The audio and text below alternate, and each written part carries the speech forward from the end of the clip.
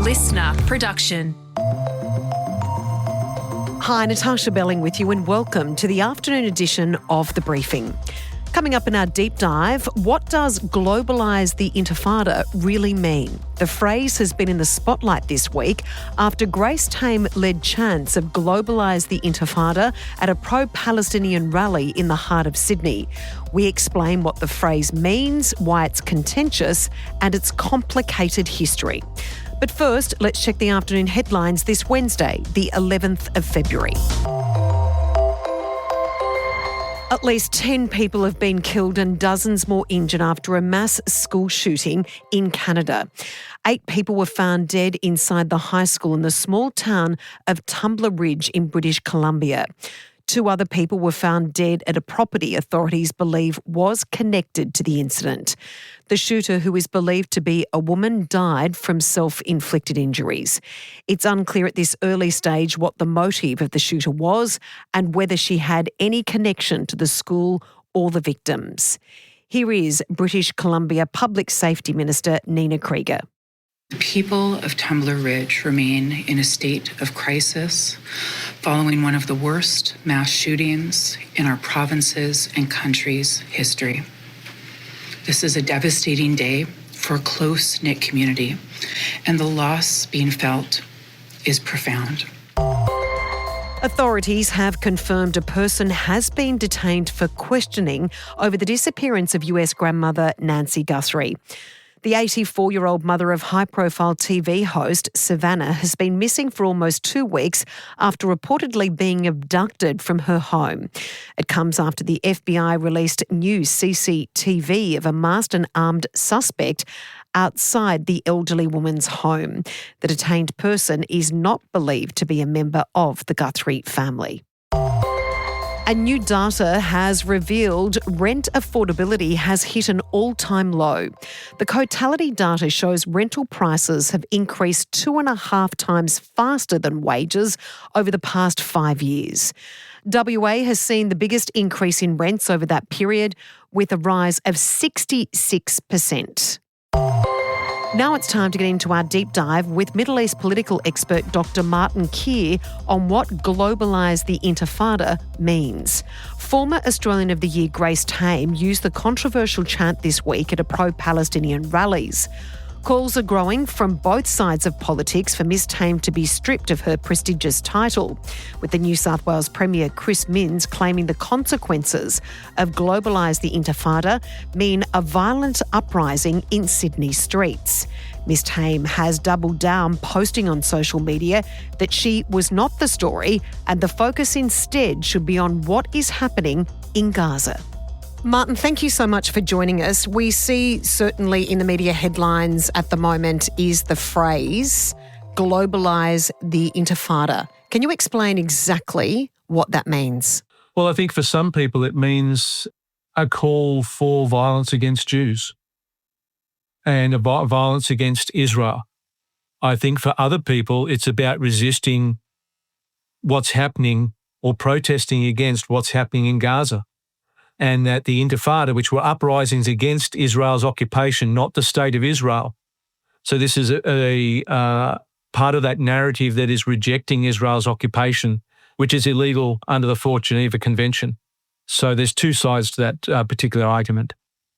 And if we look at the first Intifada from 1987, it was as much an exasperation against the PLO, the Palestine Liberation Organization, who was led by Fatah, about their inability to make any difference. They'd been under occupation for 20 years and nothing had changed. Things had only gotten worse. So it was as much a rejection of the PLO or a shot across the bows for the PLO as it was against the Israeli occupation.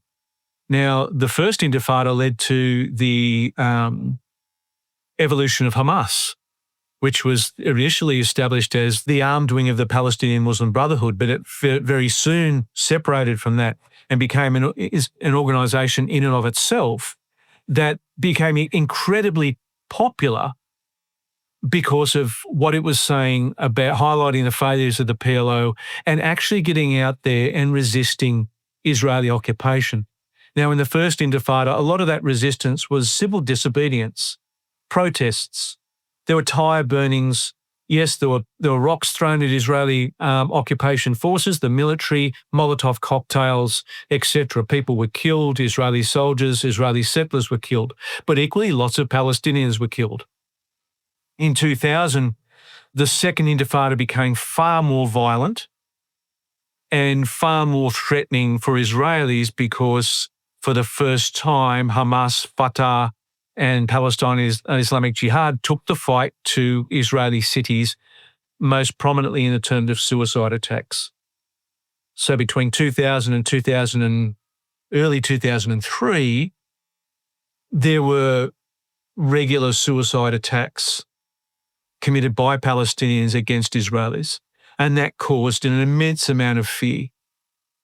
But equally, Israel's draconian response and repression of the Intifada led to those Palestinian movements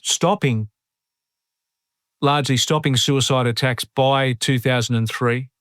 But the repression of Palestinians, and in this sense of Palestinian nationalism, continued. And I think this is one of the undercurrents there is the competition between Palestinians and Israelis is about, do Palestinians get a state? So in regards to these growing calls for Grace Tame, who used this at a pro-Palestinian march earlier this week, for her to be stripped of her Australian of the Year award, do you think the concerns surrounding the use of that phrase in the current environment here in Australia is valid? Personally, I think she has the right to use that term. It's not an illegal term. She wasn't overtly calling for violence against Israel. Whether people perceive that, but there's different perceptions of what that term means. I think for non-Jews it is, and for, say, people, supporters of Palestinians and the Palestinian cause for statehood, it is about rejecting and resisting Israeli occupation. Whether anyone should be stripped of an award to resist or to protest against breaches of international humanitarian law, I think is undemocratic. In regards to some of the commentary regarding Grace Tame, who we know has done extraordinary work being an incredible advocate for sexual abuse survivors, is that the focus has been on now what she has said. And so the New South Wales Premier has said that he described Ms Tame's choice of words as terrible, and I'm quoting the New South Wales Premier here. In the circumstances where 6 weeks ago we lost 15 members of the Jewish community to a hate crime, a violent terrorist uprising, that's what the consequences of Globalise the Intifada mean, a violent uprising in Sydney's streets. Do you agree with that? No. I think that the Premier is in a difficult political position. You only get political pain from criticising, from siding with Palestinians and for not supporting Israel and not supporting what's happening in Gaza. I mean, what happened in Bondi was terrible. It's a terrorist attack. And that person should be brought before the courts in response to that. But then silencing debate about what is happening in Gaza, which is what banning these terms will do, I think is undemocratic. Because we should not, as global citizens, be silent when we see war crimes, crimes against humanity and genocide being committed, irrespective of who is doing it. You had Julian Lesser say that the protesters were overt supporters of Hamas, and yet nothing was said by politicians about that slur. Simply because you were protesting the Israeli president who signed shells that were fired into Gaza, I don't think should be politicised. And to your point, Martin, surely no one should be targeted because of their religion or their faith, including the 15 people that lost their lives on Bondi Beach. Oh, absolutely. I mean, the targeting of those people because they were Jewish was horrendous. It was a terrorist attack perpetrated by these two individuals. But it's not that the attack doesn't give or shouldn't give governments carte blanche to criminalise discussion about what's happening elsewhere in the world.